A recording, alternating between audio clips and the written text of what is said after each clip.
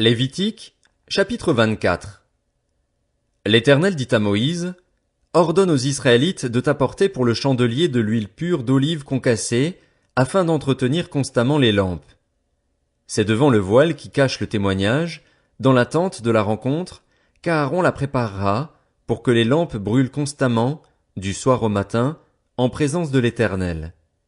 C'est une prescription perpétuelle pour vous au fil des générations. Il arrangera les lampes sur le chandelier d'or pur pour qu'elles brûlent constamment devant l'Éternel. Tu prendras de la fleur de farine et tu en feras 12 gâteaux. Chaque gâteau sera fait avec 4 litres et demi de fleur de farine.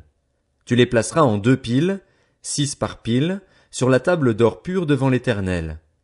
Tu mettras de l'encens pur sur chaque pile et il brûlera à la place du pain en l'honneur de l'Éternel, comme souvenir.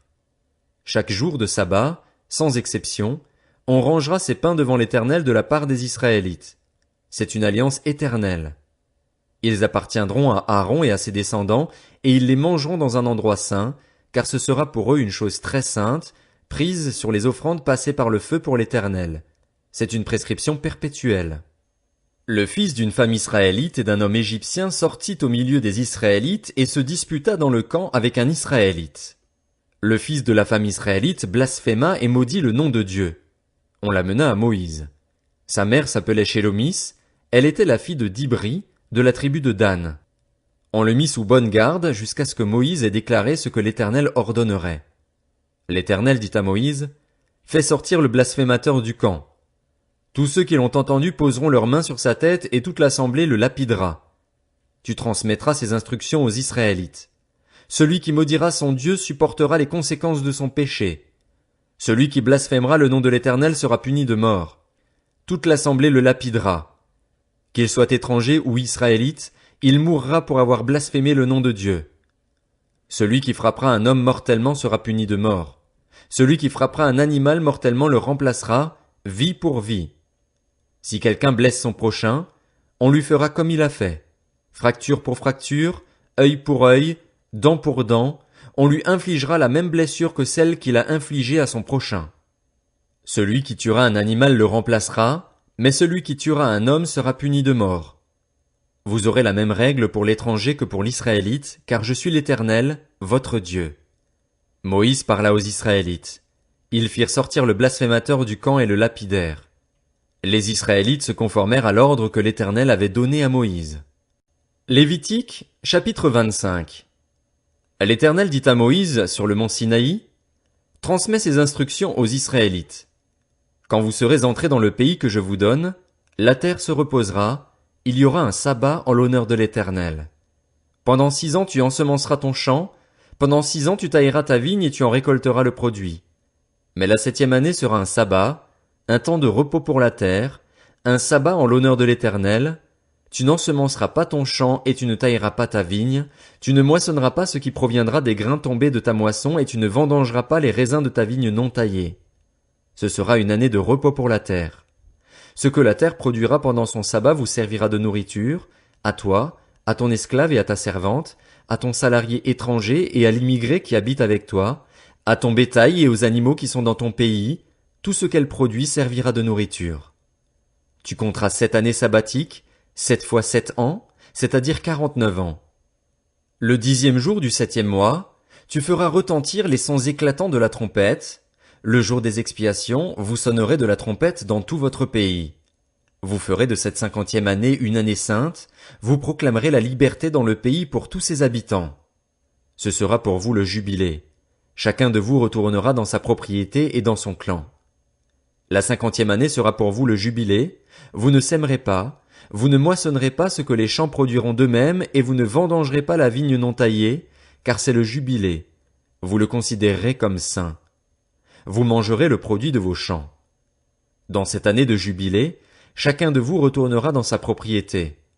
Si vous vendez ou achetez un terrain à votre prochain, qu'aucun de vous ne lèse son frère.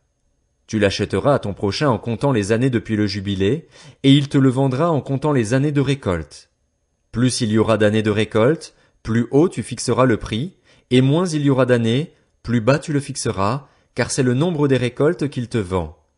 Aucun de vous ne lèsera son prochain, et tu craindras ton Dieu, car je suis l'Éternel, votre Dieu. Mettez mes prescriptions en pratique, respectez et mettez en pratique mes règles, vous habiterez ainsi en sécurité dans le pays. Le pays donnera ses fruits, vous mangerez à satiété et vous y habiterez en sécurité. Peut-être vous dites-vous, que mangerons-nous la 7e année, puisque nous ne sèmerons pas et ne ferons pas nos récoltes? Je vous accorderai ma bénédiction la 6e année et elle donnera des produits pour 3 ans.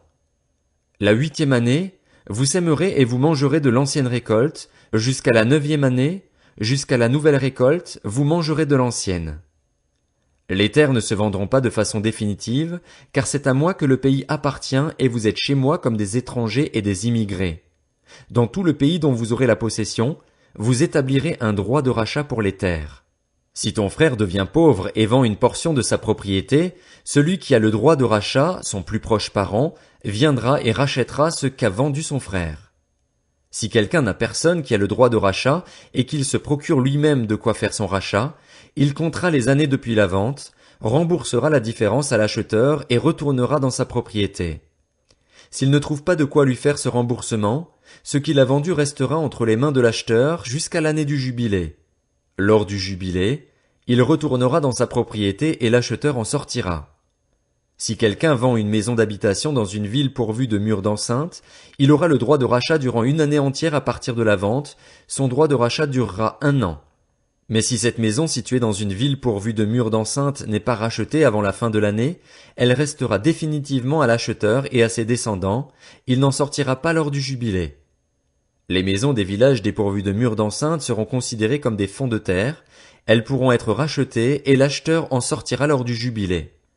Quant aux villes des Lévites et aux maisons qu'ils y posséderont, les Lévites auront un droit perpétuel de rachat. Si quelqu'un achète une maison à des Lévites, il sortira de la maison vendue et de la ville où il la possédait lors du jubilé, car les maisons des villes des Lévites sont leur propriété au milieu des Israélites. Les champs situés autour des villes des Lévites ne pourront pas être vendus, car ils en ont la possession pour toujours. Si ton frère devient pauvre et qu'il manque de ressources près de toi, tu le soutiendras, même s'il s'agit d'un étranger ou d'un immigré, afin qu'il vive avec toi. Tu ne tireras de lui ni intérêt ni profit, tu craindras ton Dieu et ton frère vivra avec toi. Tu ne lui prêteras pas ton argent à intérêt et tu ne lui prêteras pas ta nourriture pour en tirer un profit. Je suis l'Éternel, ton Dieu, qui vous ai fait sortir d'Égypte pour vous donner le pays de Canaan, pour être votre Dieu. Si ton frère devient pauvre près de toi et se vend à toi, tu ne lui imposeras pas le travail d'un esclave. Il sera chez toi comme un salarié, comme un immigré, il sera à ton service jusqu'à l'année du jubilé. Il sortira alors de chez toi avec ses enfants, et il retournera dans son clan, dans la propriété de ses ancêtres. En effet, ils sont mes serviteurs, ceux que j'ai fait sortir d'Égypte, on ne les vendra pas comme on vend des esclaves. Tu ne domineras pas sur lui avec dureté, et tu craindras ton Dieu. C'est parmi les nations qui vous entourent que tu prendras le serviteur et la servante qui t'appartiendront, c'est d'elles que vous achèterez le serviteur et la servante. Vous pourrez aussi en acheter parmi les enfants des immigrés en séjour chez toi, ainsi que parmi les familles auxquelles ils donneront naissance dans votre pays, et ils seront votre propriété. Vous les laisserez en héritage à vos enfants après vous comme une propriété, vous les garderez comme esclaves pour toujours. Mais en ce qui concerne vos frères, les Israélites, aucun de vous ne dominera avec dureté sur son frère. Si un étranger ou un immigré devient riche et que ton frère devienne pauvre près de lui et se vende à l'étranger immigré chez toi, ou à quelqu'un de la famille de l'étranger, il y aura pour lui le droit de rachat, après qu'il se sera vendu, un de ses frères pourra le racheter. Son oncle, le fils de son oncle ou l'un de ses proches parents pourra le racheter. Ou bien, s'il en a les moyens, il se rachètera lui-même. Il comptera avec celui qui l'a acheté le nombre d'années depuis celle où il s'est vendu jusqu'à l'année du jubilé. Le prix à payer dépendra du nombre d'années, évalué comme celle d'un salarié. S'il reste beaucoup d'années, il payera pour son rachat une part proportionnelle du prix auquel il a été acheté. S'il reste peu d'années jusqu'à celle du jubilé, il en fera le compte et il payera pour son rachat une part proportionnelle. Il sera comme un homme salarié à l'année chez son maître et tu ne permettras pas à celui-ci de le traiter avec dureté. S'il n'est racheté d'aucune de ces manières, il sortira l'année du jubilé, lui et ses enfants avec lui. En effet, c'est de moi que les Israélites sont esclaves. Ils sont mes esclaves que j'ai fait sortir d'Égypte. Je suis l'Éternel, votre Dieu. Lévitique, chapitre 26. Vous ne vous ferez pas de faux dieux, vous ne vous dresserez ni sculpture sacrée, ni statue, et vous ne placerez dans votre pays aucune pierre ornée de figures pour vous prosterner devant elle, car je suis l'Éternel, votre Dieu. Vous respecterez mes sabbats et vous traiterez mon sanctuaire avec déférence, je suis l'Éternel. Si vous suivez mes prescriptions, si vous gardez mes commandements et les mettez en pratique, je vous enverrai des pluies en leur saison, la terre donnera ses produits et les arbres des champs leurs fruits. Le battage du blé durera jusqu'à la vendange, et la vendange jusqu'aux semailles. Vous mangerez du pain à satiété et vous habiterez en sécurité dans votre pays. Je mettrai la paix dans le pays et personne ne troublera votre sommeil. Je ferai disparaître du pays les bêtes féroces et l'épée ne passera pas par votre pays. Vous poursuivrez vos ennemis et ils tomberont devant vous par l'épée. Ainsi, 5 parmi vous en poursuivront 100, et 100 parmi vous en poursuivront 10 000, et vos ennemis tomberont devant vous par l'épée. Je me tournerai vers vous, je vous donnerai des enfants et vous rendrai nombreux, et je maintiendrai mon alliance avec vous. Vous mangerez des anciennes récoltes et vous devrez les sortir pour faire place aux nouvelles. J'établirai mon habitation au milieu de vous, et je ne montrerai pas de dégoût envers vous. Je marcherai au milieu de vous, je serai votre Dieu et vous serez mon peuple. Je suis l'Éternel, votre Dieu, qui vous ai fait sortir d'Égypte, qui vous ai tiré de l'esclavage. J'ai mis un terme à l'oppression qui pesait sur vous et je vous ai fait marcher la tête haute. Mais si vous ne m'écoutez pas et ne mettez pas tous ces commandements en pratique, si vous méprisez mes prescriptions et si vous montrez du dégoût envers mes règles au point de ne pas mettre tous mes commandements en pratique et de rompre mon alliance, voici alors ce que je vous ferai. J'enverrai sur vous la terreur, le dépérissement et la fièvre qui épuisent le regard et rongent la vie. Vous sèmerez vos semences pour rien, ce sont vos ennemis qui les mangeront. Je me tournerai contre vous et vous serez battus devant vos ennemis. Ceux qui vous détestent domineront sur vous et vous fuirez sans même que l'on vous poursuive. Si, malgré cela, vous ne m'écoutez pas, je vous punirai 7 fois plus pour vos péchés. Je briserai la force qui fait votre orgueil, je rendrai votre ciel pareil à du fer et votre terre pareille à du bronze. Votre force s'épuisera inutilement, votre terre ne donnera pas ses produits et les arbres de la terre ne donneront pas leurs fruits. Si vous me résistez et ne voulez pas m'écouter, je vous frapperai 7 fois plus, conformément à vos péchés.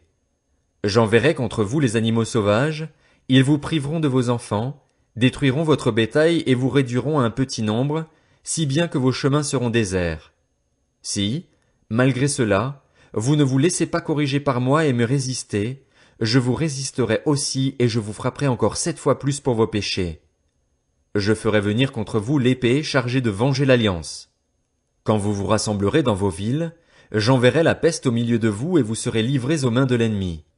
Lorsque je vous priverai de pain, 10 femmes cuiront votre pain dans un seul four et le rapporteront par ration.